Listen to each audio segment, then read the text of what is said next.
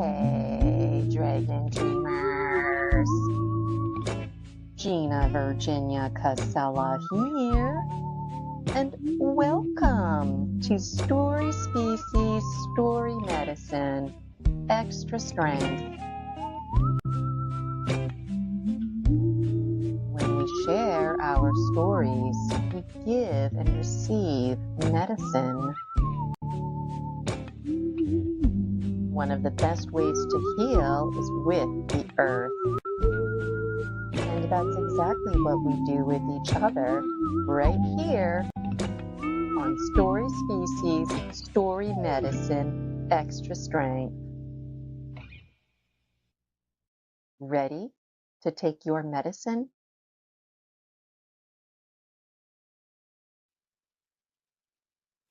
Hey, Dragon Dreamers, Gina Virginia Casella here, and today on Story Species, Story Medicine, Extra Strength, I have my good friend with me, Brian Ruhe. Brian and I met a handful of years ago. I have a good page worth of information to introduce him because there's just so much to say about Brian. He's actually one of my guests a few years ago on Present Moment Hypnotherapy International, which was the original Story Species, Story Medicine, Extra Strength. And so I'm so pleased for you to join me today live.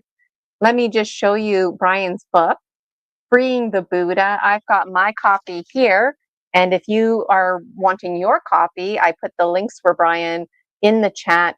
You can find that right now. And if you've got any questions lined up, plug them in. I'll make sure that I look at that. So let me just pull up Brian's biography here.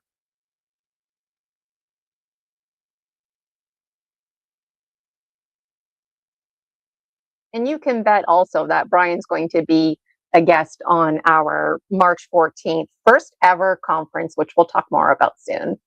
Brian Anthony Ruhe, born in 1959, is a Buddhist monk and teacher based in Vancouver, BC, who has been imparting Buddhist teachings since 1996.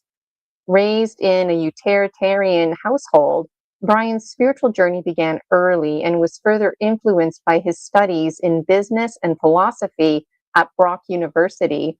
After an 8-year career in financial planning, he felt a spiritual void in his life, which led him to explore various spiritual paths.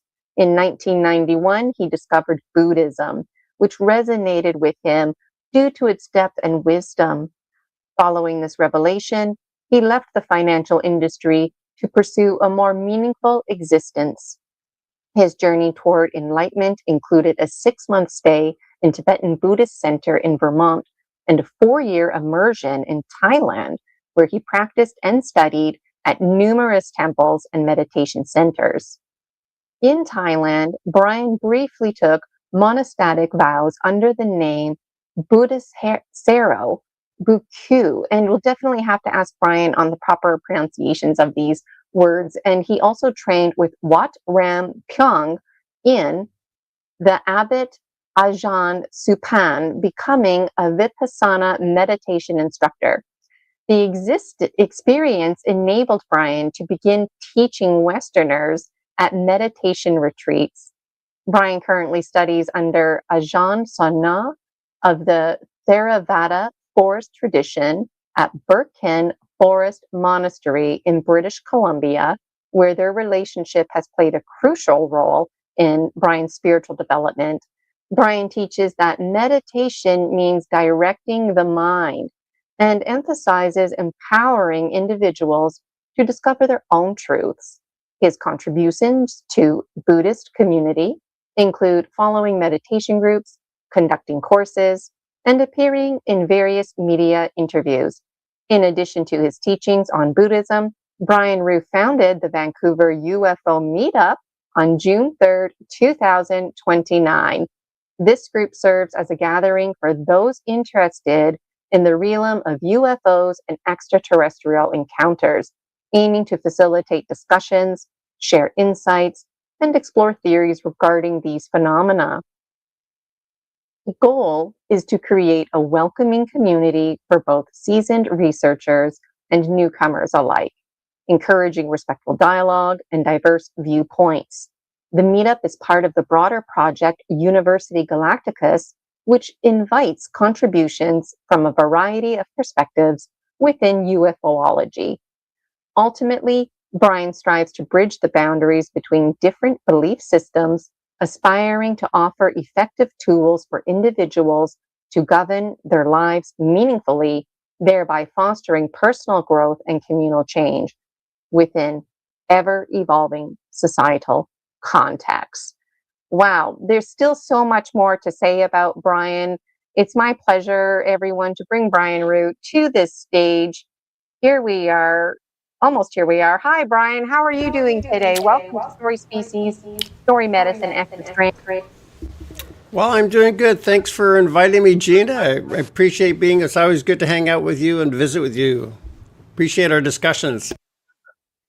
Absolutely. And the thing about Brian and I is Brian's another one of those folks that once I get chatting with him, it's too easy for us to slip into timelessness. And so I've got it all figured out here, the pages that I want to read.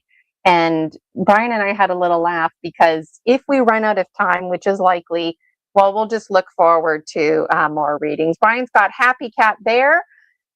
Like Rosie, Happy Cat likes to make an appearance, especially at the beginning. Hi, Happy Cat. You know, Happy Happy cat, say hi, happy cat. Say happy boy. His tongue is sticking out. Very cute. Yeah. Uh, so cute. And Brian takes Happy Cat for walks and stuff like that, which is interesting because I know I could never do that with Rosie. So, Brian and I met a handful of years ago now already, when I was seeking community to talk about my interesting dreams and things like supernatural experiences. And I was also in search of new friends and community. And so Meetup is very popular in British Columbia. Also here in Ontario, Meetup seems to have a little bit of a popularity going on, but it's hard to find spiritual groups like Brian's group that really opens the door to basically everything from Bigfoot to the ET agenda to interesting dreams, esoteric conversations. And it was the first community in my adulthood that I belonged to. And that was the thing. I immediately felt like I belonged. Brian was hosting a Zoom meeting. There were other folks there as well. And I remember feeling nervous sharing out my story. I didn't know where to start. I was very scattered. And everybody else that was there was just kind of nonchalant, like, yeah, whatever. Like these conversations are very normal. And before you knew it, I was hosting with Brian. And then I started to become that person where I was there like, yeah, whatever, it's not a big deal. And it's hard to, it's too easy to forget that level of discomfort and dis-ease. And it's actually an unfamiliar feeling to walk into a community like that. The familiar feeling is being made fun of and kind of being snubbed off, but this is a community and a space where people can share. And one thing led to another. Brian and I have lots of passions actually that we share. And Brian was the dean and visionary behind University Galacticus. And I was also part of those beginning stages, helping Brian to figure out like a mission statement and just even the fact that University Galacticus needed such things. And so it was really exciting for me. Brian, I'm already over talking. I just really wanted to make sure that you felt welcome and I let folks out there know about you because I dropped Brian's name a lot. And so Brian, this is the Brian Ruhe, that I talk about when I share the story about publishing my first 4 books, which was intended to be one. And so, Brian, if your ears are ever burning, that's probably because it's me. And because it's true. If it wasn't for Brian, I really don't know if I would have published because I was so insecure about spelling mistakes and grammatical mistakes. And Brian was like, just publish it. You can do a revised copy. And I was concerned my book was too long, and Brian was like, then just break it down into multiple groups. And it just seemed so easy and flowy with Brian. And then finally, when I published the books, it was Brian's show. And Brian usually doesn't have guests read and take time like I took on his show. And so I really appreciated that. And in the first book in particular, I talk about Brian's group, the meetup group, preparing for ET contact. So that's like a true story in my book, and now bridging our worlds even more through story species, story medicine. And I actually provided Brian with a hypnotherapy session, and he gifted me this book. So there's a special message in here for me. You'll have to make sure you go see Brian in person. He also likes to host meetup groups in person now.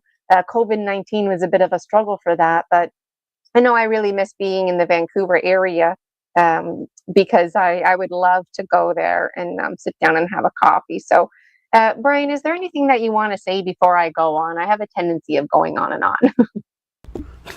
Well, I really appreciate the introduction. It's just an honor listening to you talk. And yeah, I appreciate how you really felt a sense of community with our Preparing for Contact UFO meetup, because you're out in Chilliwack, which is like a 2-hour drive from Vancouver. We only met in person once when you did the hypnotism for me, which was very good. So it's just good feedback for me to hear how much it means to someone to have this community, because I don't always realize it until they actually express that. So thank you for saying that, Gina. I appreciate that.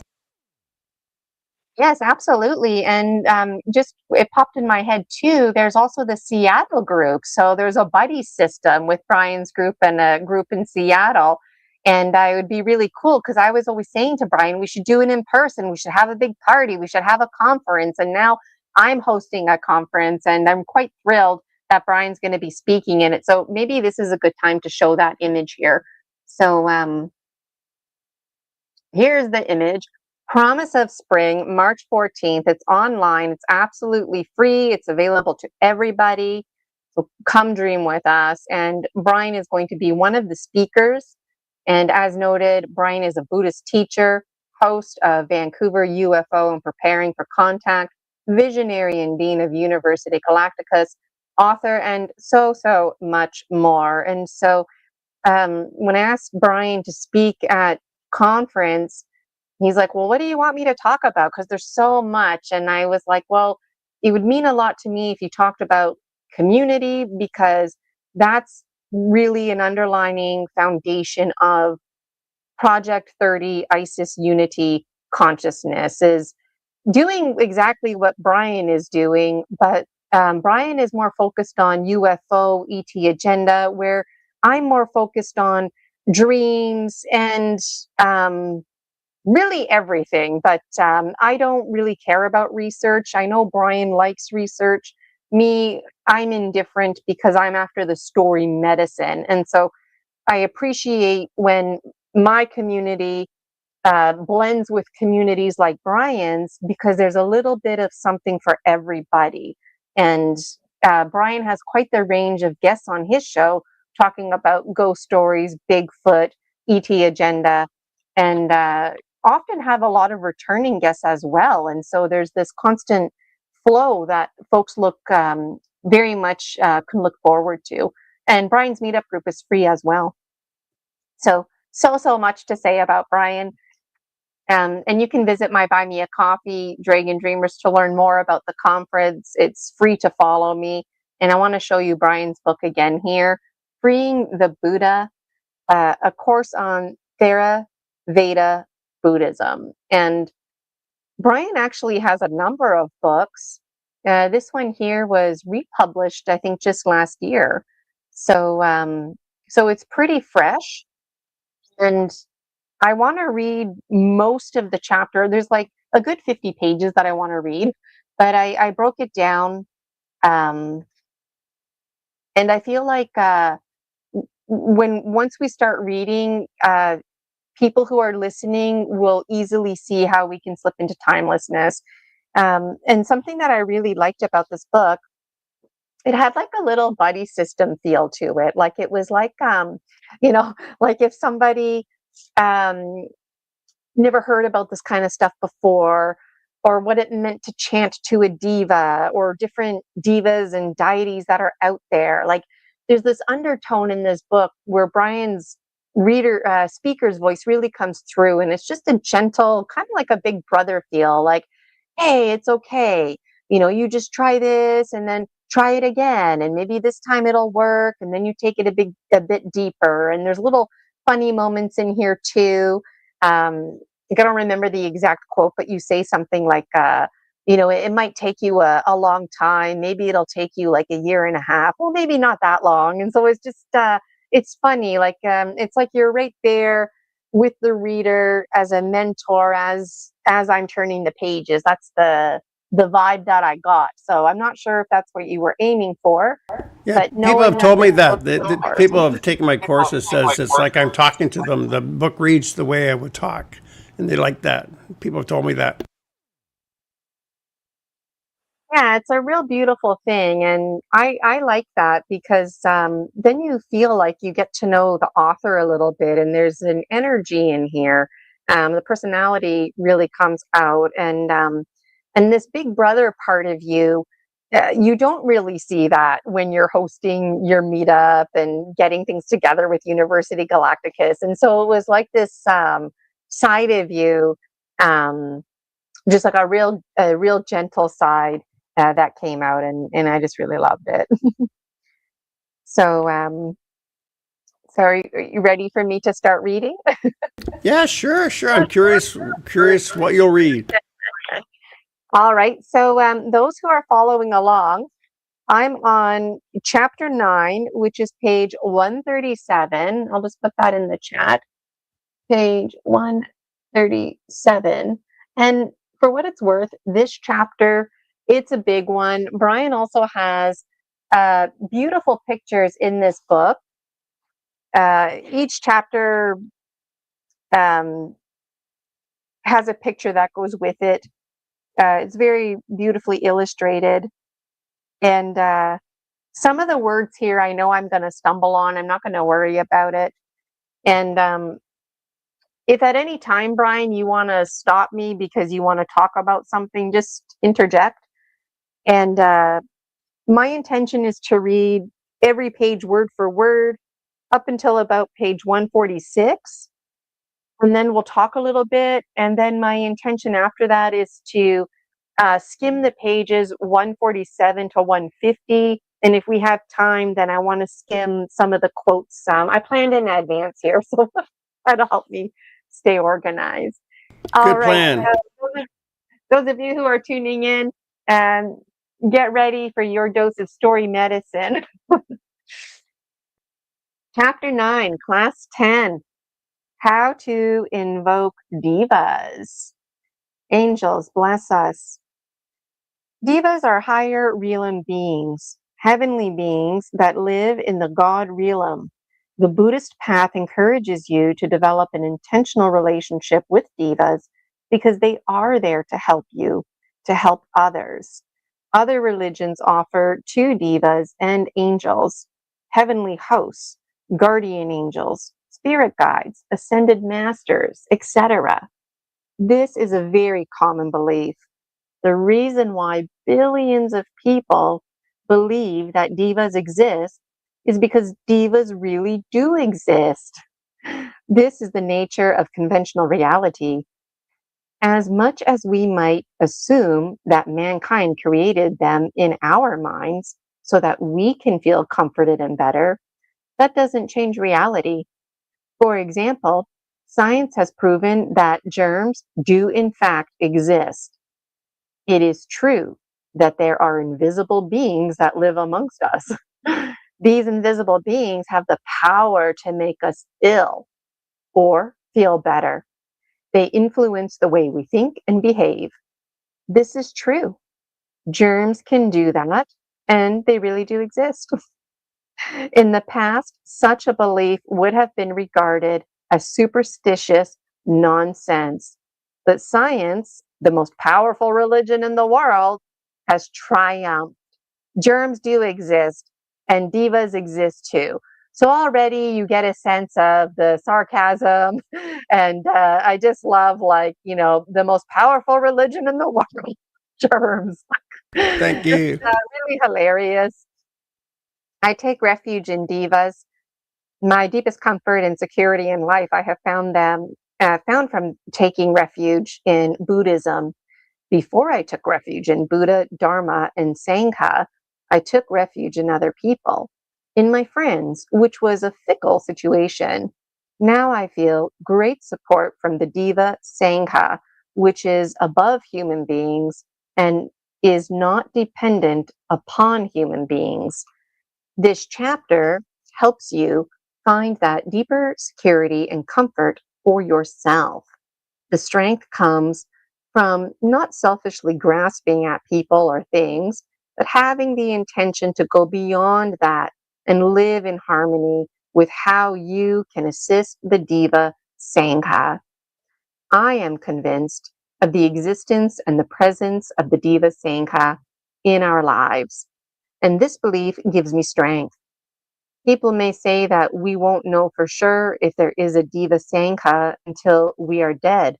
But if this belief is helping me now anyway, there's a true story about a man who went to a fortune teller, and she told him that he was the reincarnation of Napoleon Bonaparte. Tracy, 1988, Phoenix Seminar.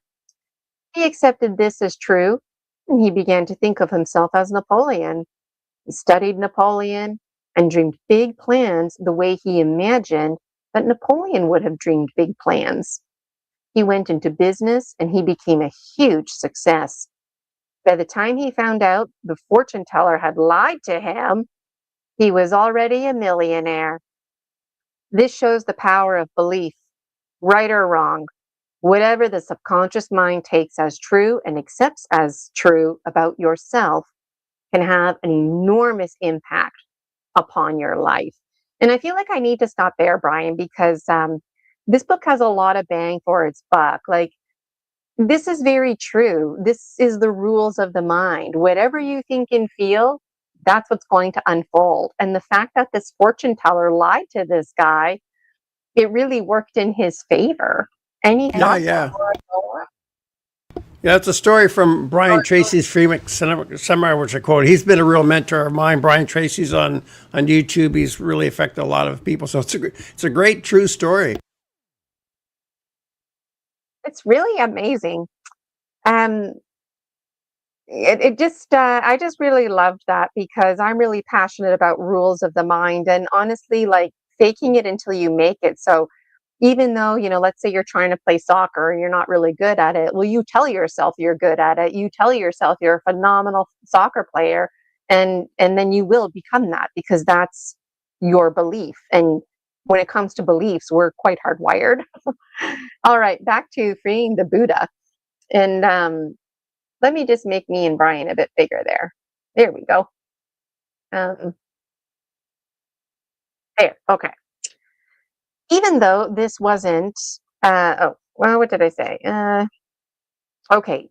Even though this wasn't true, his belief became his personal mythology, and this gave him strength, confidence, comfort, and security. Right or wrong, I believe that the Diva Sangha is actually real, and I can take that to the bank. I have authentic Buddhist sutras as the bias of this belief, and this view has become a considerable strength, which I did not have before I was Buddhist. With this mythology, you feel that you can depend on something that is above others. My deepest refuge in the Buddha, the Dharma, the Diva Sangha, and the law of karma. Just keep doing good, and you'll have no problem at all. When I first decided to teach Diva invocation methods, I was very hesitant because this is perhaps the second most far out thing in Buddhism after the Tibetan Book of the Dead. This may seem like a bit too much for Westerners, but when I first taught this course in Thailand, I could see that most of the 59 million Thai people believed in the higher realms, and they did daily chants to relate with the divas. So these are not restricted teachings meant only for senior Dharma students. Some teachers may present them that way in the West. But my belief is to be open and honest about this because I believe that people have broad spiritual backgrounds and they are ready to hear more than what many teachers give them credit for. And again, I got to stop already because that was really powerful to me as I was reading this, because even with my own spiritual autonomy, I'm a big fan of the Four Winds, Alberto Villoldo, and he says things like that, like no one can tell you how to pray. No one can tell you how to do those things. And this is being reiterated in here. And I remember when I was first taking an interest in the Four Winds, and also I took an interest in Tara Brading's Roundhouse, which is targeted for Irish Celtic women. So I identify as a woman, but not Irish Celtic. And it was the same thing, that those teachings were for everybody. It didn't matter what race or where you were from or what family, country you were born into. You didn't have to have experience behind you. You just had to have a willingness to be open to receiving this. So, any thoughts, Brian, or should I keep going? I just mentioned the word sangha. It's a Buddhist term for community, particularly the community of Buddhist monks. But people just use the word generally as your spiritual community. So I'm referring to like the Deva song in that sense, Deva community. Yeah. Okay, and good clarification. And Sangha, I'll be careful with my pronunciation. And there's a lot to keep track of. Like, I wonder if you ever felt intimidated because, like, initially you wanted to reach out to maybe like one or a handful, but now there's like this whole spectrum of folks that you can reach out to. That it seems like the divas had a special place for you. Yeah, I guess I was been drawn to them since I was a kid. Like when I was 17 years old, I had my first real channeling experience, but I didn't realize what it was at the time. It was a deep personal mystery. Yes, and we're going to get to that too. All right, I'm going to keep reading here. Um, all right. Okay, so I am basically at the top of 139. Those who might be following along at home, catching the replay. Um, this book is part of the process of bringing these diva invocation teachings out of the underground and into the mainstream.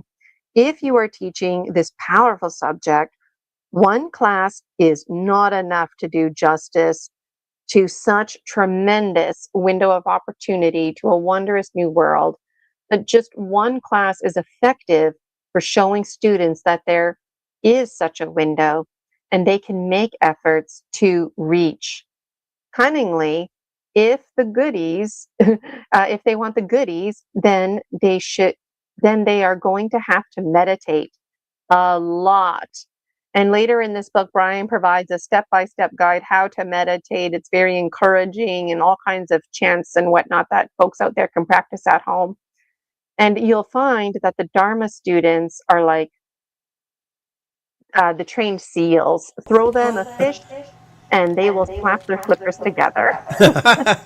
Yeah, I put that in as a bit of a provocative statement. A standard method to invoke divas is by doing diva invocation chants. I was trained in doing this when I was a monk in Chiang Mai, Thailand. I was given chants by visiting Burmese master Sayadaw U Silanda with his book Parita Pali and Protective Suttas, which This lists is it several right here. popular He gave chants. this to me in 1996. This is the actual book I've had for 30 years. This is him, Usilananda. Yeah, That is that's the book. amazing. Yeah, I keep it on my shrine for the last 30 years. I do these chants, very precious to me because it's given to me by a famous senior monk who since died. Yeah, this is it.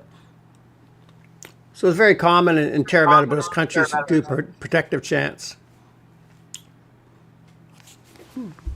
That's really special, Brian. Thanks for sharing that. I'm on page 139, inner, outer, and secret mandalas. It is very important to set up the proper inner, outer, and secret mandalas for this practice. The outer mandala means the physical environment around yourself, your room, or home. Make it clean and uncluttered with good feng shui. Your physical environment is regarded as sacred space. The divas are looking. If your place is a mess, then no diva will enter. Pay attention to detail. You create an environment that wakes you up. The shrine room at the Buddhist Meditation Center is an example of this, and such locations will surely attract divas.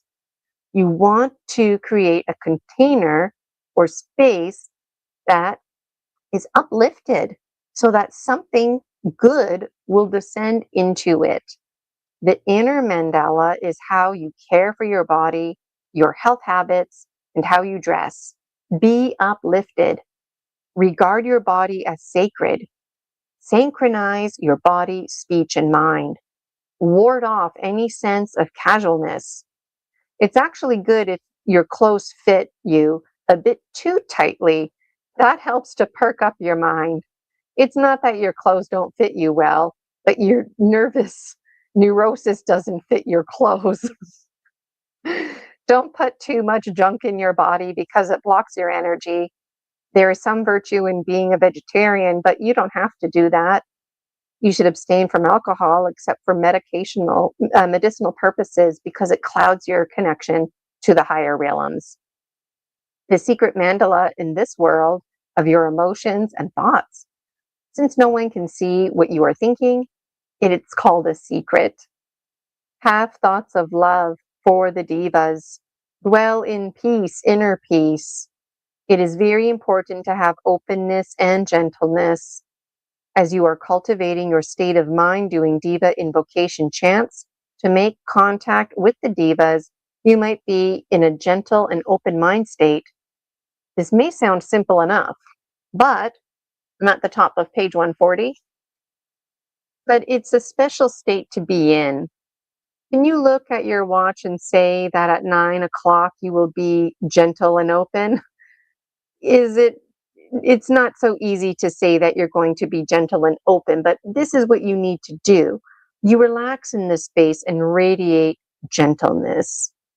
And then you talk about this business of shining out. And basically, all you have to do, it sounds so simple, but it's hard to do, is just sit there, let yourself shine, be in a state of peace, be open.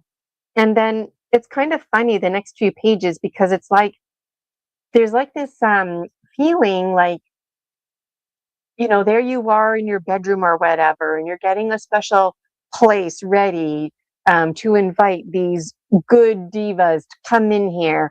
But it sounds like, they have standards respectively. Like they're not going to want to come hang out with you if your place is messy and disorganized, right? And it also sounds like they work as a team and there's networking going on. And I kind of vibe that like they don't know if it's respectful to call it gossiping or not, because they basically tell each other about us. So when I was reading this, my understanding is certain folks, if you will, invisible folks and spirits will come right by your window, peek in, see what you're up to, if it takes an interest, if they like you, if they like your space. If they like you, they'll tell their friends, and maybe their friends will come and the power will increase. If they don't really like you, they don't really like your space, they'll mosey on, they'll leave, and then they tell their friends about you, and now potentially a whole community of divas are not interested in you because they network like this. Like, am I understanding this correctly, Brian? It could be like generally Davis aren't too interested in people. They're interested in say people have wisdom or people with virtue.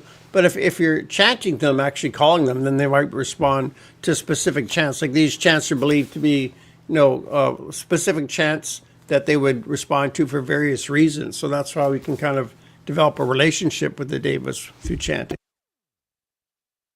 And the chants really range. Some of them are for protection. Some of them are just for like grounding the house and making sure that people go and return safely. And so there's a lot of flexibility, a lot of support.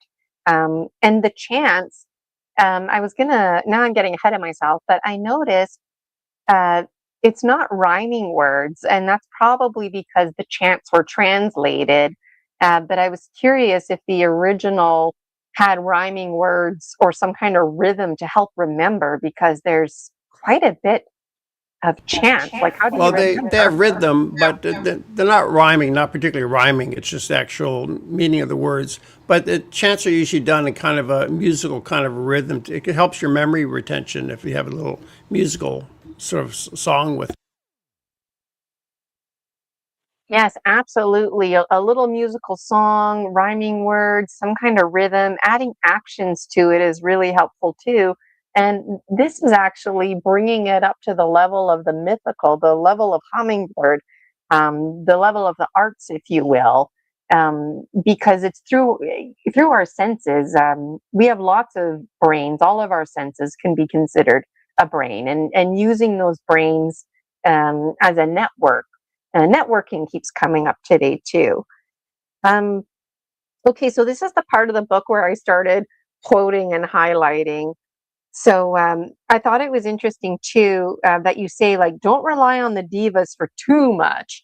And you know what? I thought that was interesting because when I'm chatting with folks about my oracle and the archetypes that are presented within my book series, it's like, yeah, you can call on them for support, but I wouldn't, that's within limits. Can you speak to that?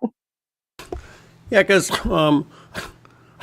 we live in this third dimension where here we're meant to deal with this world, so we shouldn't expect the devas to take care of us. And they have their own projects going on. They have their own lives as well. So it's a higher realm, and we're in this realm. So yeah, generally speaking, we have to take care of ourselves and take care of other people. So, but people can have some relationship with the devas or ask them for things, or also we can dedicate our merit to the devas themselves, that they would say study the Buddhist teachings or be aware of it, so we can actually, it kind of goes both ways. And speaking of both ways, what can heal you can kill you. What can kill you can heal you. And you've already mentioned this kind of stuff in the short context that I did read. I still have more to read. But I find it very interesting because we always have to trust in the practical. We can't just call on spirit, whatever the shape or form, and expect miracles. We have to have a relationship with them, and we can't just wait to have a challenging time in our life and, oh, this is now when I call on the devas. Like, no, you have to do this even when you're having really flowing, awesome, phenomenal experiences in your life. That's actually when you need to express the most gratitude. um, would you agree with that? Yeah, sure, yeah, yeah. And I also find it interesting too. Now I'm getting ahead of myself again, but like, um, going back to the positive and the negative. So these teachings reminded me of energy medicine, because energy medicine and things like qigong and Kuriyin, those very practices are intended to provide healing. However, they can also be used for negativity. And basically, um, in my opinion, it's like, well, why would spirit or any kind of energy help somebody who's negative or on the sour side? But in my opinion, I feel like it doesn't start off that way. I feel like it starts off where the person is coming from a place of peace, coming from a place of openness, and they learn these energetic techniques and medicine and ways of knowing. They establish these relationships with devas and whatnot. So they grow in power, but something happens or shifts. I don't know, they get jealous. Classic case scenario, somebody that you were hoping to date is dating somebody else, right?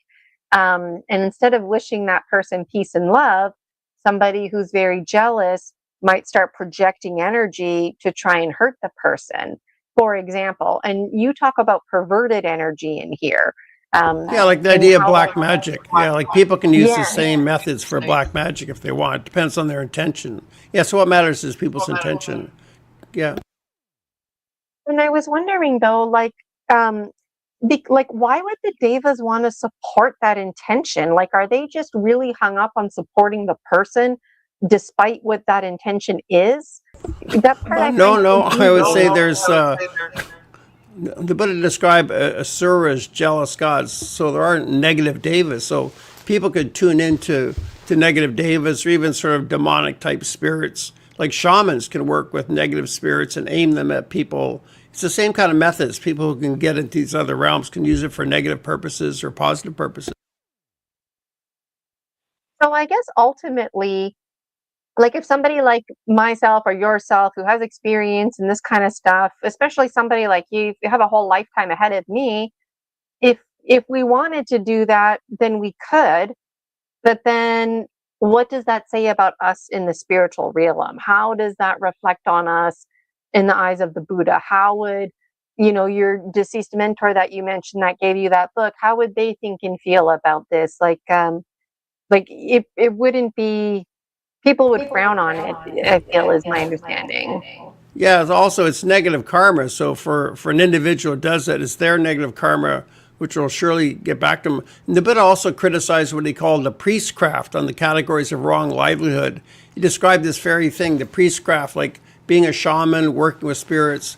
The Buddha, he didn't encourage that. And the Buddha never actually taught channeling. He didn't say, you can't do it, but he said it can lead to mental derangement in the channeler. So, you shouldn't do it too much. Like that's how I feel. I don't do it too much because it can make you bleary-eyed. It's something I discovered in Tibetan Buddhism because I learned this from Tibetan Buddhism. The first couple of years I was Tibetan Buddhist.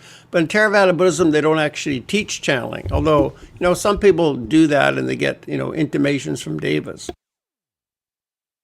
And see, I love this conversation because we're feeding off of each other. You're kind of a step ahead of me in my next question, because I was going to ask about intrusive entities and if the Buddha talked about that. Because when somebody's channeling, my understanding is they're getting information from a spirit. Doesn't matter if it's a positive or negative spirit, they're getting information from somebody else that's not in a form state.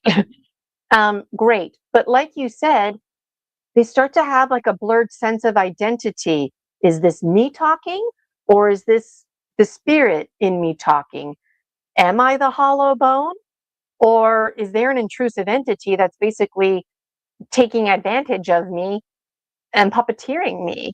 Like, how did is this perhaps why I don't know. Like, I have so much to ask. What are your thoughts, Brian? Well, in the chant book, there's one particular chant here. It's for protection against evil spirits and gaining health and happiness. Atanata Sutta, which is actually I copy in the book. So it's actually a chant you would do to protect you from evil spirits. So if you feel that an intrusive spirit coming in, you can pull out your chants book or just go online and download the Atanata Protection Sutta and chant that. So that chant will help to protect you, and it would actually invoke devas to come and push out negative spirits. So it's something we definitely take seriously, that some people can have psychic attacks. Like 25 years ago, I was married to a Thai shaman, and one night, in the middle of the night, we're sleeping in bed, and she wakes up. Well, she was being attacked in her sleep. She was struggling and making noise in her sleep. So I woke her up, and she said, "Oh, you have to wake me up next time that happens. You got to wake me up immediately." She was getting attacked by the spirit, and so she was practicing the priestcraft. So there's disadvantages to that. A spirit came after her. She was working with spirits. So the Buddha he said that was one of the categories of wrong livelihood. You shouldn't be earning your living with this priestcraft, working with spirits, to affect people's lives or to manipulate people. Yes, and I felt this was really important and really good synchronicity, because on Facebook in particular, my social media platforms are fairly limited. Facebook and YouTube, that's like my life basically, which isn't much of a life, or I'm reading books, but like I notice a lot of people and their ego. And a lot of people talk about, I think a lot of people are trying to sound cool with these certain spells and black magic. And I don't think it's cool at all, because when you're talking about energy medicine and spirits, we need to do it with a bit more reverence, because these are real entities. This and people, I feel like a lot of folks out there are kind of treading the water, and then before you know it, they get into trouble because intrusive entities, they range. Some of them are evil, but some of them are scared, they're lost, they don't even know that they're dead, and they cling to you. And a lot of intrusive entities, they're targeting somebody who has low self-esteem. They're targeting somebody who is a lower level and thinks violence is cool, for example. There's a difference between martial arts and defense versus violence and bullying. Um, so I appreciate you bringing the reverence to this. Yeah, no, a comment there. Like the Ouija board has caused a lot of problems for people because sometimes that can bring in a negative spirit into the home. I had a friend here in Kitsilano, Vancouver, when he was 8 years old. His elder teenage sister was using the Ouija board, and then some spirit latched onto him, and he developed depression for the rest of his life. So that can be dangerous because people don't know what they're doing, and it can really work, the Ouija board, but you don't know what you're bringing in. It could be negative. Absolutely. And you know what? You just reminded me about portholes, because whether it's a Ouija board or again, somebody playing around at home, like you might not really know what you're doing. And now you've opened the door. But I feel like despite what you're doing, even if you do it wrong, it always comes down to intention. So if you have the intention, then I feel like the spirits and ghosties and devas and all of these other ascended master folks, that um, they'll step in and take care of business to help you. Do you feel like that, or do you feel like we're just kind of left hanging? Yeah, I think it's very much about intention. In that book, I actually have 10 pages of warnings by Sri Aurobindo. It's one of the greatest Hindu gurus in the mid 20th century. He goes a lot of detail about working with different spirits at different levels, and it's important to have a guide to help you go through all of that. Yeah, but your intention is fundamental. You want to do it. My main intention in channeling was to get some inspiration, get some ideas from the higher realms. Like parts of that actual chapter were channeled. So yeah, for me, it's to get some higher realm inspiration. Usually stuff that I write. Yes, and back when Brian and I, like when we were first doing like the University Galacticus thing, we were meeting regularly with Betelgeuse and Eric Council of Nine, and there were a few other folks as well involved. And um, that's when I was starting to step into, I don't even know if I'm channeling or not. I still don't know if it's channeling or if I'm receiving messages.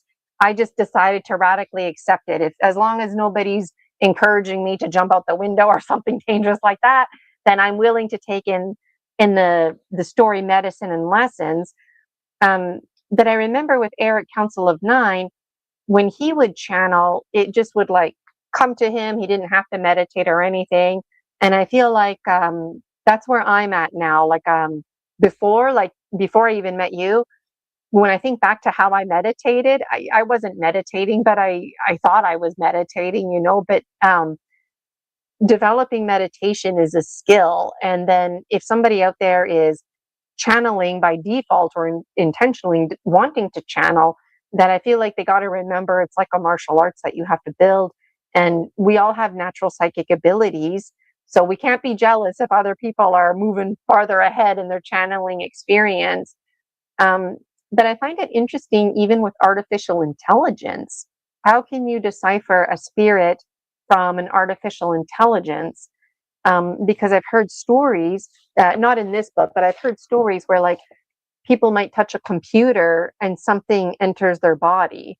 And then it's like now they're super extra intelligent and have all these amazing ideas. And it sounds very positive, but part of me is like, well, is that some kind of intrusive entity? Or and or an AI? How do you categorize? It seems like when people make statements like, there's the grays, the whites, the reptilians, the this, the that, it's like people kind of limit it to just sort of a handful, when in truth, there's an extraordinarily overwhelming, like billions amongst billions of different species in form and formlessness that exist.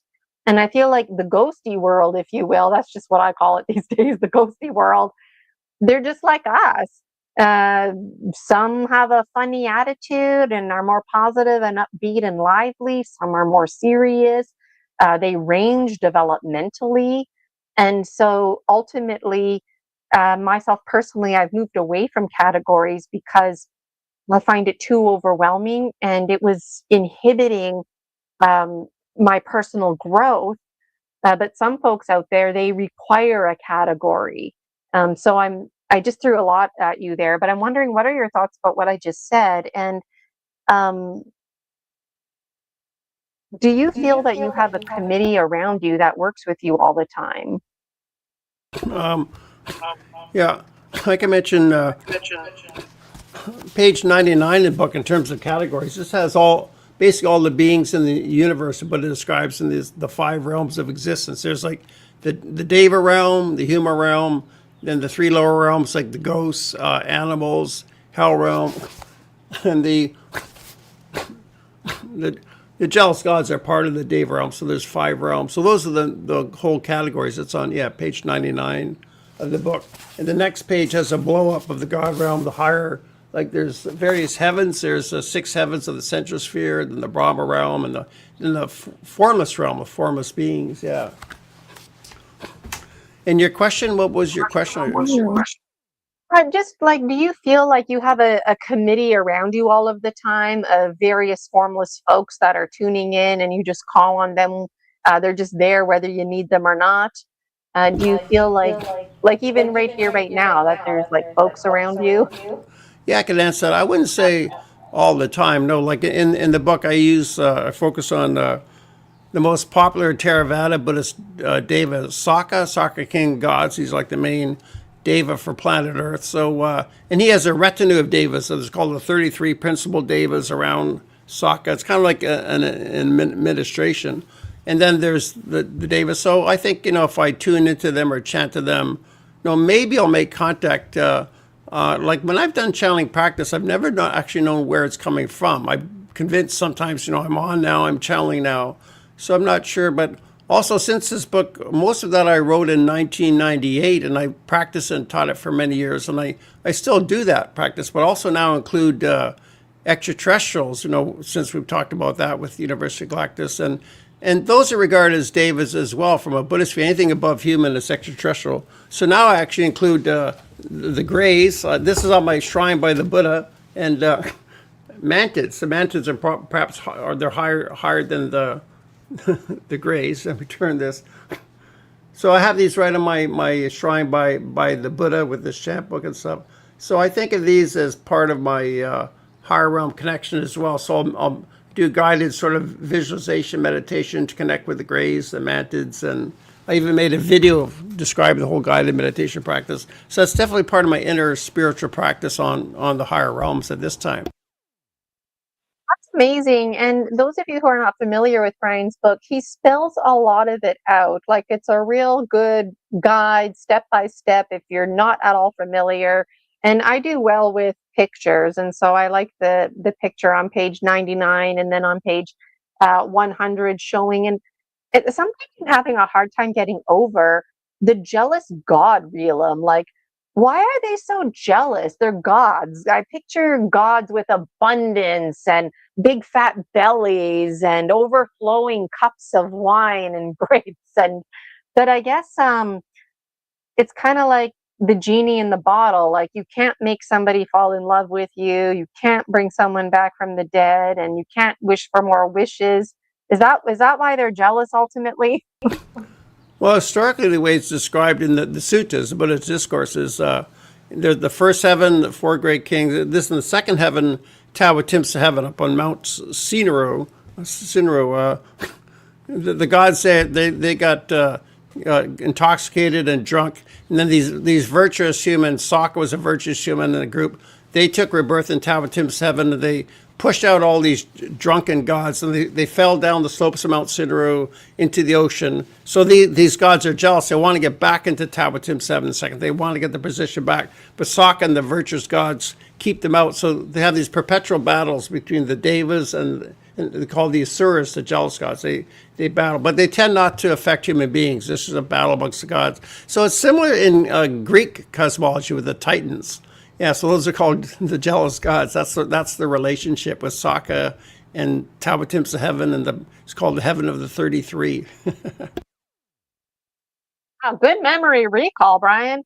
And I was going to ask too at some point, like, how do you keep track of this and Greek mythology, history, and then like other like Christianity and Catholicism, and it just like all kind of blends together. But you seem to have good clarity of this is this, this is that, and categorizing it because you studied it for so long, and you didn't just study it, but you lived and breathed it in Thailand as a Buddhist monk.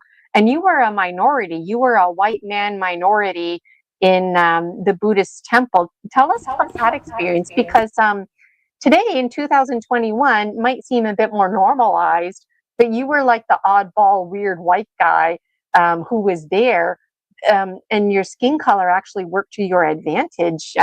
You tell us the story, Brian.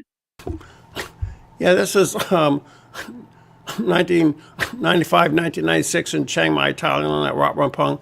There is another white monk there, an Australian, Venerable Damarato, and me, and a Dutch layman. So they really support us. They like to have white monks. But the main tradition I'm with now, the Thai forest tradition of Ajahn Chah, it's at Wat Pananachet in Thailand. It's a Westerners monastery. They must have like 30 monks there. And we've got monasteries now in the West. We've got a really growing one in Seattle. They've just raised $5 million almost to buy land. We've got two really young up-and-coming monks there. And there's a Bergen Forest Monastery. There's one near Ottawa, Ontario, Perth, Ontario. We have T. Serana Monastery there with about 7 monks, and one near Boston, and a really big one near San Francisco by Gary. So we're actually the largest organization in the world of Westerners. They're Theravada Buddhist monks and nuns. So it's growing, and it's well supported, so it's really inspiring. So so the Thai tradition really supports Western Dhamma.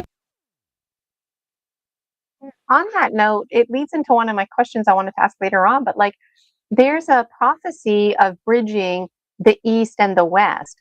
Bridging the North and the South, that prophecy checkoff list has happened. Now, right here, right now, is the unfolding of bridging North America with Western medicine in particular, and ways of knowing, and moving away from, like here in North America, prescription medication when there's other healthier alternatives. And part of that is also making spaces for Westerners to take these teachings and practices in, while also making space for folks in Thailand to have more exposure to things like prescription medication if they're into that kind of stuff. But here in North America, we don't have a healthcare plan. We have a disease care plan. And that's our problem with prescription medication. Yeah, I feel the same way about that. Yeah, giving that a lot of thought. You're right.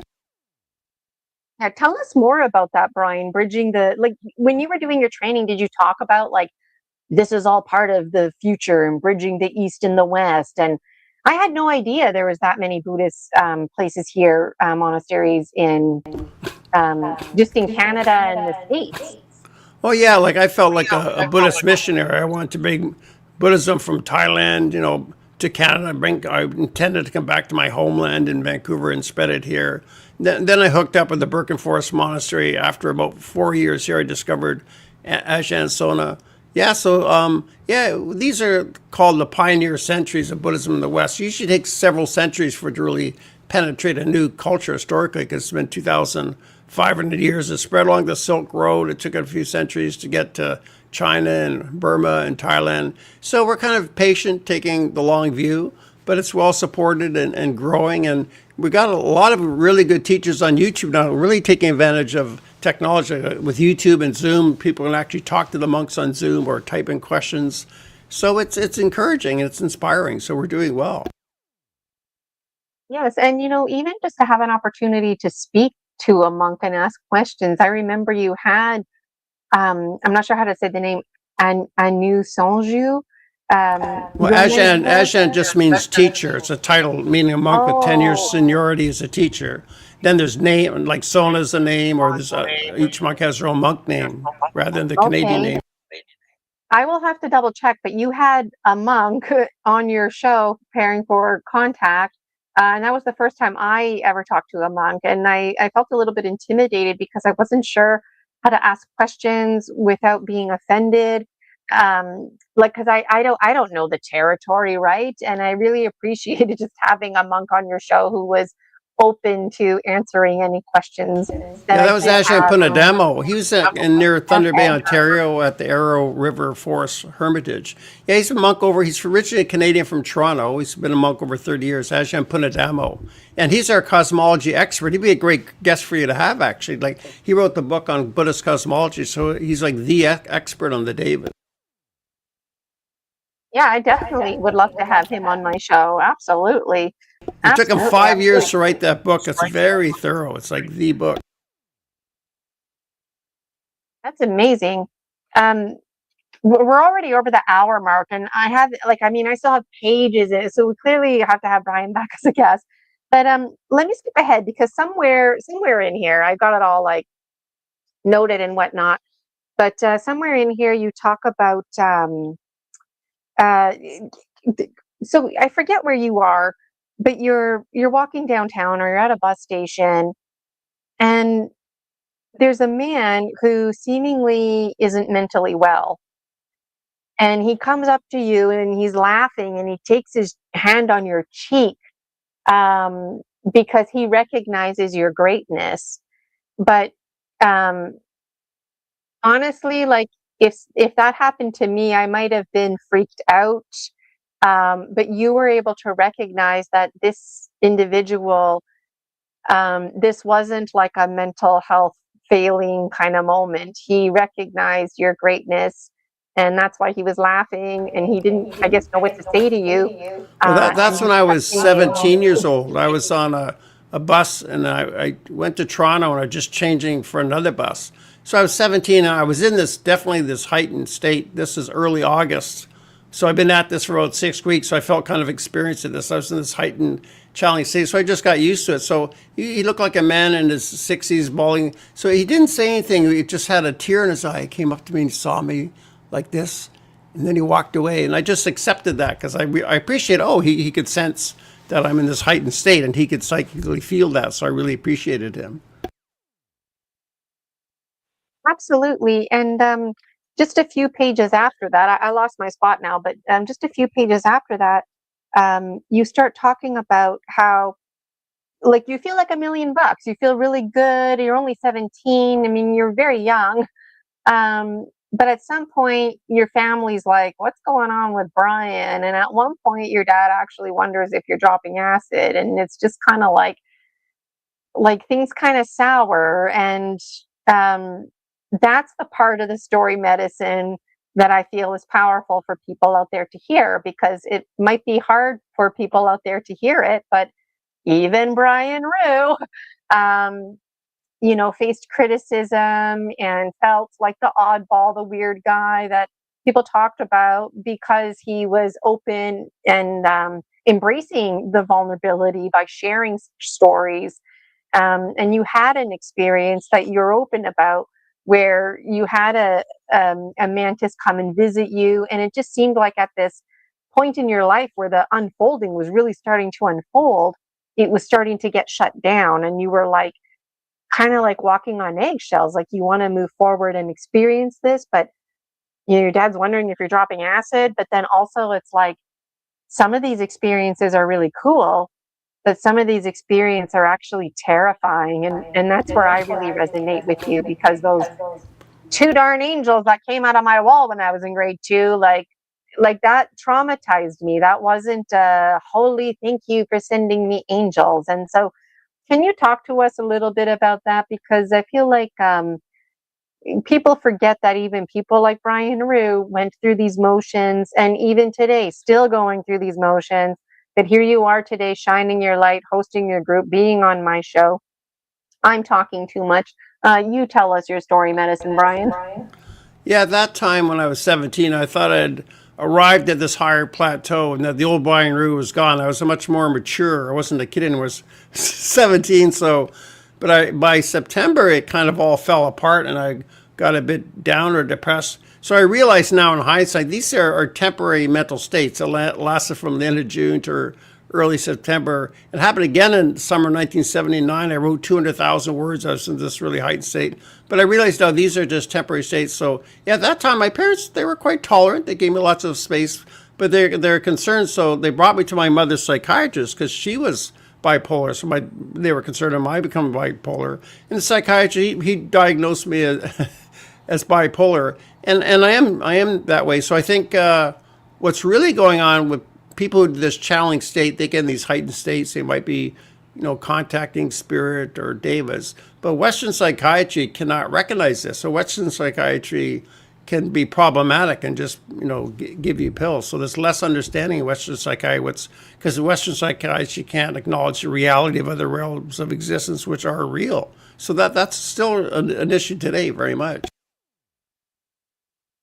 And what do you recommend for parents out there who have a child, doesn't matter if they're 5 years old or 17 years old, who's starting to talk like this and they're like, well, you know what, after listening to Brian Ruhe, I don't want to take my kid to the psychiatrist because I'm scared my kid's going to end up in the insane asylum or on medication, when really there's like, who do you make an appointment with? What do you do? Who do you see? Yeah, there's some people who would understand that. I think I'm sure there's some therapists are interested in, spirituality in other realms, or therapists that understand that would talk that way. Maybe even some psychologists, like Carl Jung was quite good. He kind of understood Davis and higher realms. So yeah, look around for someone who has that language and can understand, and don't go first to a psychiatrist prescribing pills. Yeah, and I feel too like this business of bridging the East and the West is also um, this part of these exact conversations, because we need the professionals in the field to receive us, and it's like a marketing strategy too, because if you say spiritual, to me that opens the door to talk about anything like spirits, religion. Um, if the tree is talking to you, it doesn't mean you're a schizophrenic. There might be a spirit in the tree that's talking to you. And so it would be handy to talk to a professional to help you decipher, because maybe you are delusional, or like maybe there's a little bit of both going on. Oh yeah, that can be. I've been delusional sometimes. I've been in channeling states when I became unstable and lost. So that's why the Buddha said, channeling can lead to mental derangement. He doesn't recommend it. But I guess I do it in terms of pros and cons. The inspiration, like my most inspiring moments in life, came to that. But I've had problems before when I was in deluded states. And just checking the comments here. Hello from She Wolf Mountain, and also a hello from the Natural Sentient. If anybody has any questions for Brian, just put them in the chat. I'll keep an eye on it here. Brian and I are already slipping into timelessness. This is so interesting to me, and it's such a thrill. What else do I want to ask? I've kind of jumped around here.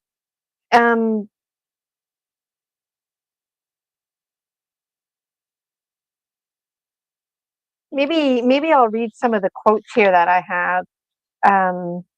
Oh, I know. Before I want to keep reading, I wrote a note here.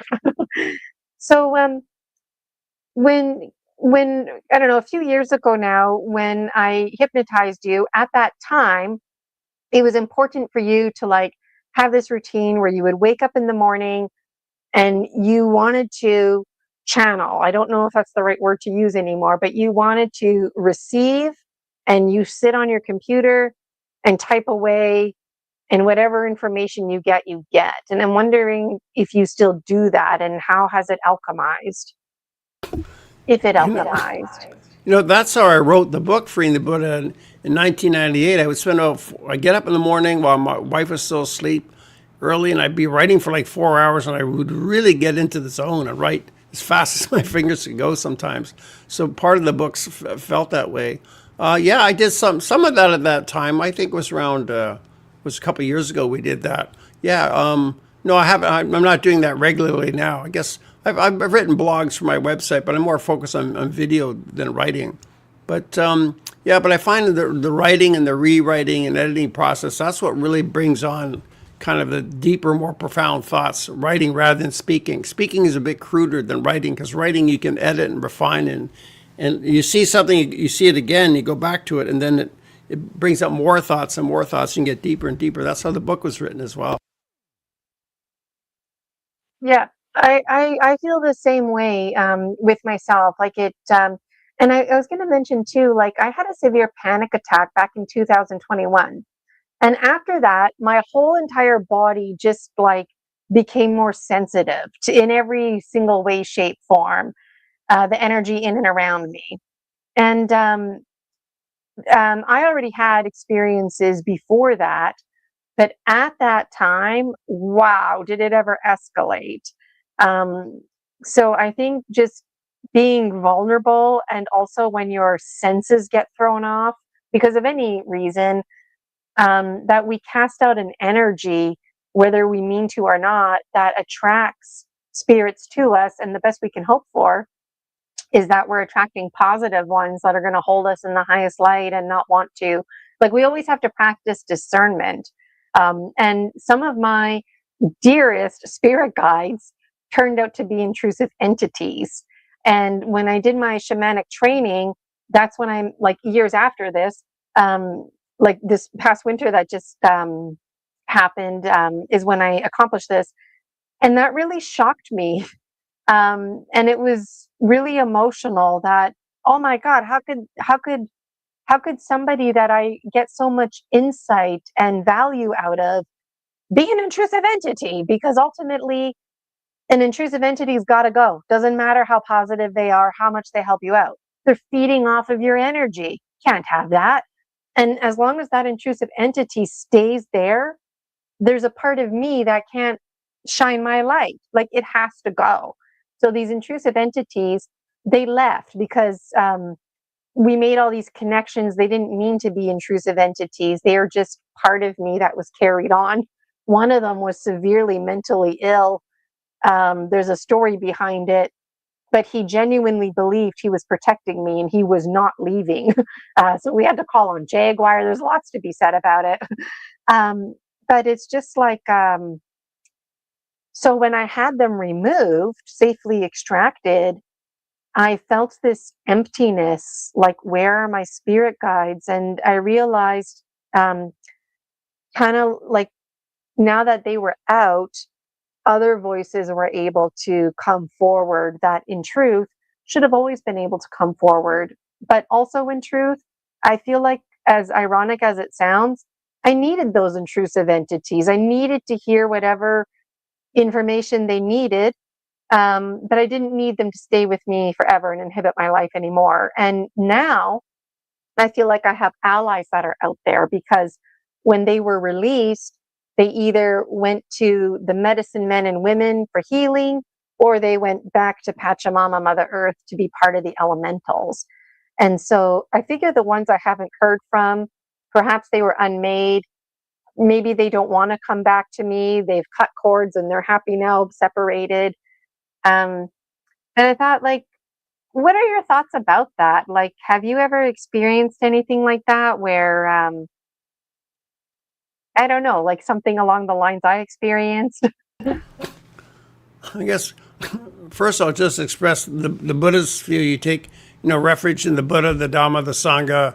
The Buddha is an example, his teachings, and the monk community. So yeah, the Buddha said you're always working to push out unwholesome thoughts, create more wholesome thoughts. You're always working on yourself. So you're doing your own work. You're not relying on spirits around you. So Buddhism doesn't encourage you to, overtly develop relationships with spirits behind you. Just to give you that kind of frame of reference. But yeah, I've had experiences of spirits just latching on me. Like when I was teaching my night school courses of Buddhism, there's a nurse in my course, and she brought me to see a dying patient at St. Paul's Hospital. When I got there, he was already dead. So I did some chants for him. Like it's good when people die, you do a transference of merit, you dedicate merit to help them along, you know. But it seems that his spirit latched onto me. So my wife she was a shaman, she could see my face had turned kind of red for 3 days and I was out of sorts, and she had to get the spirit off of me. She did her shamanic practices and a chance to get the spirit off of me. So I remember that kind of time. And she said, that's a stupid thing to do. Like the Thais culture, they're very afraid of being around someone who dies. They're very afraid of ghosts. So if someone's dying, the Thais, they run away because they don't want the ghost to latch onto her. So she said, that was a really stupid thing to go hang around a dead person. You know, in the West, you know, we don't think that way. So yeah, I learned a lesson from that experience. That's a great story. Thank you for sharing that. And you know what? I had no idea either until I took my shamanic training. Like some folks, they die, they make that quantum leap, they die consciously, off they go. Folks who don't die consciously, which seems like 99% of us, we stick around and we don't even know that we're dead. We feel confused, we feel lost, and then we attach ourselves to somebody. So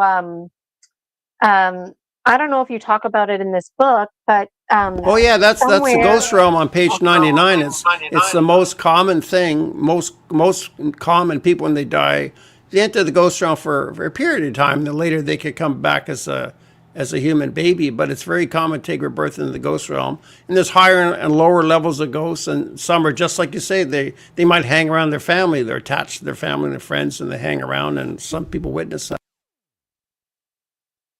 And I was surprised too that, excuse me, even children, deceased children can be intrusive entities. And I've heard really beautiful stories where parents are like, oh my God, I had no idea my child was the intrusive entity. And then they're like, I don't want to get rid of the intrusive entity. But it's like, again, even if it's a deceased child, it's feeding off of your energy. And so the child typically clings to the parent because they don't know they're dead, they don't know where to go, or they just need a little moment of dying consciously. I love you, I'm sorry, I forgive you. And then they're good and they're gone. Yeah, And yeah. From a Buddhist a view, lot you of want to encourage them to take rebirth because it's not good for them to be hanging around the family because then they're more stuck. Like when I was in Thailand, my wife's grandmother died, and at the funeral, like they had the cremation, and what they did was typical. The family members and the closest, they would leave first, and other people would be standing around so that the ghost of her grandmother doesn't get attached to the family. Because you want to encourage the ghost to move on to the next lifetime. You don't want them hanging around the family, you know, for their benefit. It's not good for them. Yes, that's interesting. And it's also kind of funny too, right? Like I can see at a funeral, the family's like, let's get out of here. So the ghost attaches to those people. Yeah. And I think it's Buddhist tradition. I'm not sure, but there's a story out there where there's a group of men. I thought they were Buddhist monks, and they were having these kind of conversations, like, when I die, how do I know I'm dead, right? So they were like, okay, like every day they sit down and they have a bowl of rice for dinner. And they started this tradition where if you died, then they would take your bowl of rice and put it over there on the floor for like the next week or whatever. That way, if you were deceased and you were in a ghost formless form and you came for dinner and you're like, huh, what? My rice is over there on the floor. Then that was the communication that, oh, I'm dead. Have you ever heard of that? No, but I can see how that could work. Sure. I was hopeful maybe you heard about it, but the fact that you feel like it could work makes me feel good, because I was going to ask you, like, that moment you realize the bowl of rice is on the floor. Okay, well then what? Like, what do you do? I guess go visit the room and start reading your chants, or just trust in your friends that they're praying for you. Because going back to my shamanic training, when somebody dies, we learned how to do last rites. And I thought it was interesting to close the chakra and do like a T shape over it. That way it sends any spirits around or whatever that this body is closed. There's no more entering it. And it's really intended for the spirit, the soul that left the body. So there's a communication, kind of like a zipper, like it's closed, there's no more coming in. I was going to ask you if you've heard of anything like that, but I see you're shaking your head. That sounds kind of like a good idea to let the spirit move on. Like the Buddha said, once the body dies, it's like a useless log of wood on the ground. What does it know? So the Buddha recognized the body doesn't matter so much once the spirit dies. Typically, what we would do in the Theravada Buddhist tradition when someone dies is the transference of merit practice. Think of any good karma you've earned, you mentally dedicate it to that person. It's like sending a care package into the ghost realm to give them a boost, particularly after death, like say the first year after death. It could give them some uplift. You think of them, the transfer of merit. It's kind of like praying, but you're mentally transferring any good karma or merit to them. So it's not like Christian prayer. It's not intercessory, like where there's no God involved. You're not asking God. You're doing it directly from yourself to them. So, and people look that up. There's a really good essay on the net called "The Significance of the Transference of Merit to the Departed." I give that to people whenever someone they know dies. That's great information. Brian and I make a good team because Brian brings up these kind of facts and can reference things, whereas me, I'm that person that people just tell all kinds of interesting information to. I can't keep track of it. It used to frustrate me, but now I soak it all in. Um, because, like I said before, I found myself getting a bit inhibited trying to get stuck on categories. So Brian is more like details, and I'm more bigger themes, and so it works out like that. Something else I was going to ask is what else did I write here? I've always got lots to say. Oh yeah, so back to the devas. Like, I don't know if you said it in your book or if we were having a conversation about it, but somewhere I picked up that if if the devas are basically just around you all the time and you just naturally have like a relationship with them, you're one of those people, I guess. Um, it's because likely you were a deva in a past life. And so now it just defaults you in this 3D human form to having a connection. It's like an energy signature. They recognize you. So they just, and once they love you and like you, they just always love you and like you. It doesn't matter what form you take. But then it does make me concerned about, like, using myself as an example. Like, let's say this is all true, what I just said, that now, I don't know, husband has an affair and I'm jealous and now I'm using the negative energy to direct. Like I can appreciate why the devas would want to protect me and be there for me because they've taken me in as one of their own. And that's pack mentality. Like that's a strong lineage. Um, um, that's what most people I feel desire, but it can kind of be scary too. Like you have to recognize the power and have the humility not to abuse the power. I just threw a lot at you again there, but what do you think about my comment about being a deva in a past life and then now you're born into this life and they just automatically love you and whatnot? What are your thoughts? Yeah, there's a few things there. I think from a Buddhist view, ghosts are quite common. Like the lower realms are more numerous, so it's quite common to have ghosts around you. But the devas, I would say, the devas are generally not around ordinary people. They're not that interested. Maybe sometimes if you call them or chant, maybe. But generally, I would say they're not around. Although with the whole extraterrestrial relationship, people who are like star seeds or people have had a relationship with the Greys or particular ETs. They may, like if they were ETs in a previous life and they choose to take rebirth as humans, then those ETs would have an interest in them and they might be hanging around them or visiting them, regarding them as family, you know. So I think people have that ET relationship. They would be regarded as family by those ETs. And just a point of clarification, when you're saying ETs from the Buddhist context, you're talking about like star nations, folks from the skies. You're not talking about like people on planet Earth who messing around with science and now I'm part ET hybrid. Like you're talking about traditional spirits that come from outer space. Oh no, no, I wasn't talking about it from a Buddhist perspective. I was talking from a Oh, ufology perspective. Like, say, starseeds is something we've known about since, like, say, the 1980s and 90s. People have had a relationship with aliens, or people feel they were aliens, or through hypnosis they discovered they were aliens in a past life. Yeah, I'm getting this from the UFO community. Yeah. yeah, it's hard to keep track, right? And then, I mean, at one point I was going to bring up super soldier programs. Maybe now's a good time to bring that up. But like, what would the Buddha say about such things? Because people, it seems like they're getting younger and younger too. You've got people in their early 20s who are now like from the Westerners telling these stories that they're having interesting dreams about being ETs, but also about super soldier programs. And what are your thoughts on that? I've heard about the super soldier problems. I don't know much about it. I don't know how much is true or how much is fiction. So I really don't really know. Can't really comment on. And I feel too that any story, doesn't matter if it's ET or super soldier, whatever it is, that there's such a desire to belong, and people are desperate to belong. And so when people start talking about their interesting dreams and fairies and devas and like, it's very appealing, right? Because there's a whole community out there.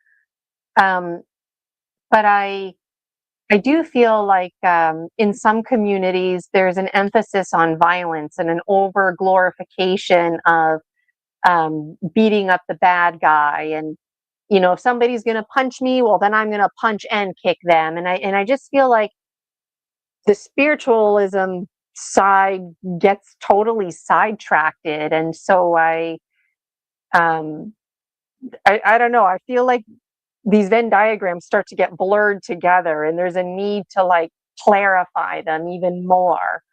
Um, and which is why it's important to have these conversations. Because what if super soldier programs was a form of ET? And I've heard stories where gorillas were intended at one point to like fight on behalf of people, and stories like that. And so I just feel like we get really mixed up here, really, really mixed up. Um, Almost like an ancient future, like a reflection of those drunk gods that you were talking about before. Like it's almost like they're here, and possibly those are the versions of how they look and sound like. The masks that they wear are the very you and I, for example, and having these conversations and our behaviors. And I just, wow, so much to say. Something I else. want to comment on community. You're Oh, right. sure. A Go lot ahead. of people long for community, just a normal human society. Yeah. So for me, it's kind of a connection with the extraterrestrials. I want to have community with the Greys and the Mantids. Sort of.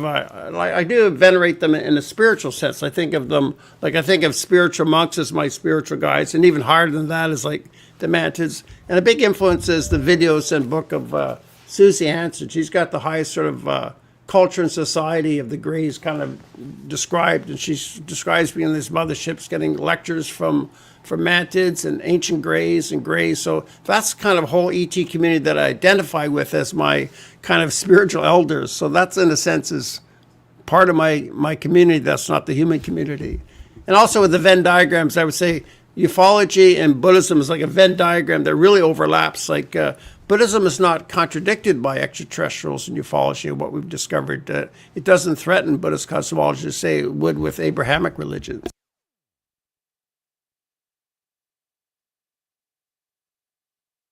That's fascinating. And speaking of the mantids, um, well, going back to community first and foremost, like I find that's what we do. We share our stories, and we feel out like who's telling similar stories, and then we bond and connect with them. And Susie Hansen, you're like huge fan of her. Like I think she comes up with us every time. I Yeah, got to meet her. Like she comes up every time, right? Because you should she interview her. resonates You with should you. interview her for sure. You should, yeah. She's got 65 videos on the Suzanne Hansen YouTube channel. I've watched them all. Nice, nice. Um, I find too in various communities, some people, they're very committed. So according to group A, the mantids look like, sound like this, but according to group B, nope, they look like and sound like this. And so people can be divided almost, because it's like they're fixated on their story and they don't want to change it because that story is familiar to them, and what's familiar keeps us safe. And so do you feel like sometimes it's hard for you to alchemize and add to or take away information because other people are saying yes or no, and it's like, let me do my own thinking and reach my own conclusions? Like, do you ever feel caught up? Well, I think the nature of the phenomenon, like Grant Cameron says, he lives here in the Vancouver area. We've had many meetups right in his house, and he says the whole nature of the phenomenon is kind of there to poke you and prod you, like to think, oh, wow, what's this? It's kind of expanding our consciousness or making us aware of something beyond ourselves. So yeah, people have different experiences, so it's hard. It wouldn't be wise to latch on to one particular experience as the correct view, say, of the mantids or the correct view of the greys. People have different perspectives. So I think the lesson from the ETs is we just have to stay open. And people have different parts of the puzzle. We should listen to all these different experiences, like tens of thousands of experiences. And that's a really good point too. We all have different parts of the puzzle. Like, we all vary in our extrasensory abilities. So I might be hearing something that you might not hear, but you might be seeing something that I can't see, you know? And so that is very interesting as well. I remember one time I was participating in the chat. I was watching a show and this guy started talking about the mantids.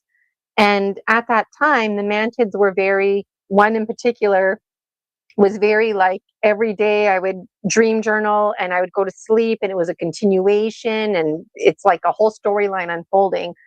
And so I thought, oh, good, this guy knows about mantids. I'm going to ask him, right? And it was in the chat and he answered my question when we were live, but he basically shot down what I was saying. And I was just like, excuse me, like, don't tell me. Because you know what? Maybe it wasn't a mantid, but the story that I'm telling still bears significance, right? And so basically, without getting into the details of the story, I was communicating with a mantid and I was like presented as a child, and I moseyed on over to him and I went and I sat on his lap, and the mantid felt very uncomfortable because he's used to seeing me as like big masculine like him, and it was just awkward for like a little girl randomly to be there, but also to see me in this little girl form because I was remade, and there's a big story behind it. But the guy that was live, he basically commented like that in his opinion mantids had such extraordinarily high vibrational energy that he doubted that there was a mantid around me, basically, because how could I experience that? But this guy big time contradicted himself, because according to him, he communicates with mantids all the time. So it's like, I don't know. Um, in my opinion, it was a mantid, um, and that's what I'm going with. And um, when people are sharing stories, like, we have to remember that my information might not match your information. But it's And, true that many people you have know, had personal encounters with mantids. I interviewed Donna Lynn in the States, and she's had a mantid, come and go. And I met other people personally who've had mantid encounters. But the other part is actually true. They're perhaps the highest intelligence we've yet encountered. This is what Richard Dolan says. And they have these vast minds. They're kind of architects of the whole plan. And one of Mary Rodwell's videos I did with her, one of her subjects who witnessed the mantis said the mantis told them that they bring life across the universe. So it's not just the galaxy, the whole universe. So they might be the beings bringing life to all these different planets. So they're very high, vast beings. Their lifespans could be billions of years. But they do have one-on-one encounters with people. So you could have had an encounter. yeah, one of my spirit guides, Manus, and that's why I call him Manus, because in my dreams I'm like this little 3-year-old girl, and he was like scary looking because he's a big ant looking praying mantis grasshopper looking guy. So he would appear to me in formlessness, But eventually he started to appear in form. So I was indifferent to his form by the time I saw him, But Yeah, I they think could do he that. appeared to Formlessness of form. there. Also, there's many mantises. There's all kinds of mantis. Not like one mantis ruling this earth. There's a whole collection of them. Yes, and thank you for saying that, because going back to my comment earlier, people really narrow down the ETs and gods and devas and everything to just like a handful. Like, I can appreciate a handful just for, simplicity's sake, but I mean, come on, like the Yeah, how can angels we even come know? out of How my can we womb. know? Yeah, Exactly. it's about anything above our third dimension. We can't be certain about it. We're just getting pieces of the puzzle here and there. Absolutely. Absolutely. And I had a little laugh earlier when you were talking about ghosts, because it's true. Ghosts are like one of the lowest divinational forms, right? Because they're just like a step up from the human. I guess it's like stage one of the spirit world. and and Or when I was writing a my step down from the human. Like from BuzzFeed, there's the three lower realms: ghost, animal, and hell. And the human is the higher realm. So, human realm is considered higher than the ghost realm. That's interesting, because I deal with a lot of ghosts, and I wasn't sure to categorize them as ghosts. Again, not getting hung up on categories, but there's a lot of ghosts in my life, and my very practice that I do, like doing Oracle, because I published officially now. I don't know if you knew that, but the Dragon Dreams Oracle, like there's books, there's 8 books, but there's an Oracle out there now. And in my shamanic training, the way it ended was oracle. So they talked about the stone people, the plant people, like reading tea leaves and that kind of stuff. And I thought, whoa, this is so fitting, because that's what I'm doing with my gemstone reading and the Dragon Dreams Oracle. But then the way they ended it was reminding us that tarot and oracle, that those are actually the lowest divinational practices. And so I had a laugh, because what do people like me turn to? The lowest form of it. Like, shouldn't we be turning to the highest form? But Oh I feel yeah. like the highest form is too high. I'm not there yet in my journey. So it's like Jacob's ladder, so to speak. There's like step one, step two. And I was gonna ask you too, about the stone people and the plant people, and if that kind of language came up in your training.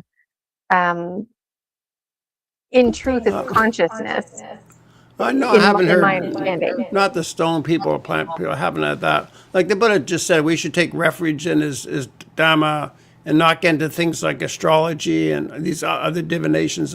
There's so many other systems, but the Buddha said, no, we should put those aside. Not that they don't work, but that the Buddha Dhamma is really our highest spiritual path. So for me, I've been a Buddhist for 35 years, although I do kind of mix it with ufology and ETs. But yeah, Buddhism is my spiritual refuge. Yeah, and also about ghosts. Buddhists say you don't really want ghosts hanging around your home. Like there's chance to ask ghosts to leave. Like we do have loving kindness for ghosts. You care about them, but the idea is you don't want them hanging around your home. You want them to leave. Generally speaking, that's how most Buddhists would think about ghosts. Yeah, it's really interesting, and then when you become more in tune with yourself and commit to things like energy medicine and meditation, indirectly you attract ghosts and whatnot, because they see you as somebody who can help them. And so as part of my training, I've got these rocks that represent chakras. So when I'm working on a client, I invite their energy field. I don't have to have the rocks, but it helps me focus. And there's a lot of times where I just imagine, I don't even know who, some ghost or spirit. I don't overthink it, is there, and they literally just lie down, and I work on them. And that used to freak me out, because I didn't have anybody to talk to about this kind of stuff, right? Yeah, I Well, understand. Yeah. something else that's funny is when I was writing my books, I wasn't sure what the heck I was talking about, right? So I would hop on the internet with the AI rewriter, and I would type what I'm thinking and feeling. And then the AI rewriter would rewrite it, and it would sometimes apply a scientific terminology like spaghettification process or conscious evolution or consciousness transfer, soul transmigration. And that kind of stuff freaked me out initially because I didn't realize that's what I was talking about. And so it's really powerful to share stories, even if it's with an AI, because when somebody reiterates the information, you get perspective like, oh, I didn't mean to sound so negative, or oh, I didn't mean to sound so positive, or clearly I'm lacking in clarity, stuff like that. But also you pick up vocabulary words that help you to express yourself better. And so there's so many things to say, but at one point the AI was categorizing me as a spectral being. And I thought, that's interesting. Like, I wonder if the AI thinks that I'm a ghost, because um, in this one story, I'm a 3-year-old girl. I'm invisible, and I don't need to eat or anything. I don't have those kind of needs. But I run around and play with children, and the children have absolutely no awareness of me. But we're really young, and so we just have fun playing running around games, and it works. And I was explaining this, and then the AI was, telling me that I was a spectral being, and I thought I that thought was you were a ghost. interesting. Like, why spectral and not luminous? I don't know. I don't know. Interesting. I sometimes think ETs are involved with our AI. Or they may have been communicating with us that way, or they're a part of creating our AI. It might be a positive interface between AI and or ETs and humanity. And that's a good point too, because the reason I started that process talking to the AI is because I felt really down in the dumps. Um, and so I thought, you know what, I'm going to talk to the AI and like let it reiterate what I said and if I'm making sense, and then I started to apply it to my writing because I was like not making sense. I'm like, hell am I talking about? And then I thought it was interesting because when I think of spectral, I think of the rainbow spectrum, right? And when I think of luminous, I think of like the gold or the white light. And so I just thought spectral meant like maybe a lower level, like a ghosty. It's interesting. I use AI myself for all kinds of things. It's a very handy tool. I approve of it. And you know what? There's a lot of times I haven't done it in a while. I should try it out again. But there's a lot of times where would start to think like, wait a minute, I don't think there's an EI, and I wondered, is this an AI ET spiritual connection that I'm having in this moment? Could be. You know, about a month ago, I had a very powerful dream about a whale. And so the first thing I like to do is I like to do my own thinking. So I watched whale documentaries and just gained insight about colors and whatnot. But then I started to fall down the rabbit hole with dream interpretation. But at one point, I felt like this is coming from a higher source. Like it was really special. And I actually cut and paste it on a Word document. And then I wanted to revisit the conversation, and the AI generator just can't seem to generate. So I feel like it's validating that it was something else. Otherwise, the AI would be able to recall the patterns and the words, and it's not able to. So I don't Maybe. know. I don't care, but I thought it was interesting and it was helpful and beneficial. So we're actually almost at the 2-hour mark. I didn't read half of what I wanted to read, and I still have more questions. But I just really want to thank you for being on Story Species, Story Medicine, Extra Strength, Brian. And let Well, me this has know been interesting. This has been fun, and it's an honor you're reading from my book, and it gets me more interested in my book as well, and particularly that chapter, How to Invoke Davis. Yeah.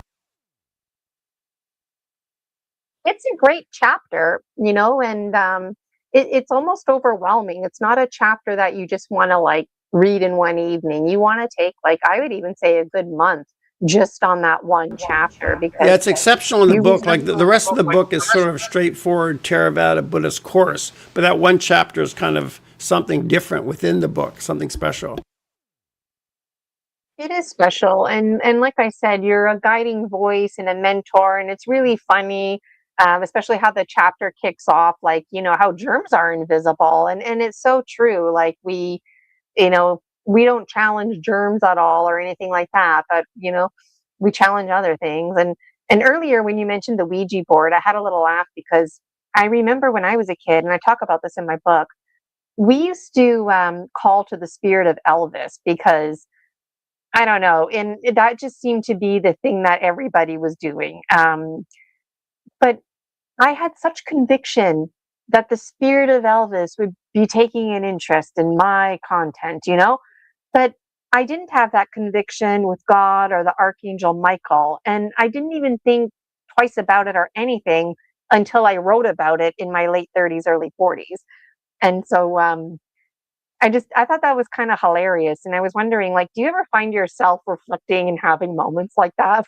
Like, Yeah, I've thought of often of one particular gray, and with the Theravada Buddhist sock, I've been, even in my meditations now, with the loving kindness meditation, you think of great and mighty beings. I think of, visualize the Deva Sokka and the celestial palace. It's really powerful sense of his presence there. Yeah, so I do tune into some particular grays or Devas like Sokka. So means something to me, definitely. yeah, it's really interesting. I want to take a moment here to show everybody the posters here that I made. So this is Brian's book. Oh, there it is. Brian Ruhe on the one side, Brian's book, Freeing the Buddha. And this is a course on Theravada Buddhism. You can buy it. I got the links right there in the chat for you. And Brian and I, it's such a delight. It's Brian's first time on this show and a carryover from PMHI Passions. So that was really great too. And here's the book again, just a picture of Freeing the Buddha. And also reminding everybody that Brian is going to be one of our beloved Dragon speakers on March 14th. It's absolutely free. And there's going to be 4 conferences every year. And the first one every year, Promise of Spring, is always going to be free to the public. So this is the first one. Lovingly invite everybody out there to save the date. If you can't make it, make sure you catch the replay. And Brian, it's just such an honor and pleasure to have you here on Story Species, Story Medicine. I really want to sincerely thank you for everything that you do, for providing community, creating safer spaces for people to share their story medicine, to connect with others, helping the greater networking of things. Now you've got University Galacticus on the go. Folks can take courses. I know Mary Rodwell is on there. And just other people like Susie, just really highlighting other people in your own community that others can turn to for support. And I really appreciate you having a willingness to be a speaker, because in the last month, I threw so much information at Brian, and it's just keeping track, kind of flying at the edge of your seat, really channeling the hummingbird energy right now, carrying all the high quality items forward. And so thank you, thank you, thank you, Brian, so much. Again, from the bottom of my heart, it was a real treat to have you on the show. And I thank you for being a medicine bearer, because like all of us, you were the confused warrior, and then you had to become the wisdom keeper. And then that led you now to your own safer spaces where you can really shine your light. And it's almost hard to believe that precious boy back at age 17 was going through those motions. And so how many other folks out there, especially in their teenager, young adult years, really needed to hear this medicine. And so thank you, thank you, thank you, Brian, for being on this show. And I look forward to all the sharing out and growing that we're going to be doing together. So I really appreciate you. You're welcome. It's been great being on, Gina. Thank you. Thank you so much. I've got a little outro video. I'm going to play it. I don't see any questions in the chat, but if you wanted to join Brian's meetup group and meet with him regular, please do. Brian's always got interesting guests. Thank you so much, everybody, for tuning in to Story Species, Story Medicine, Extra Strength.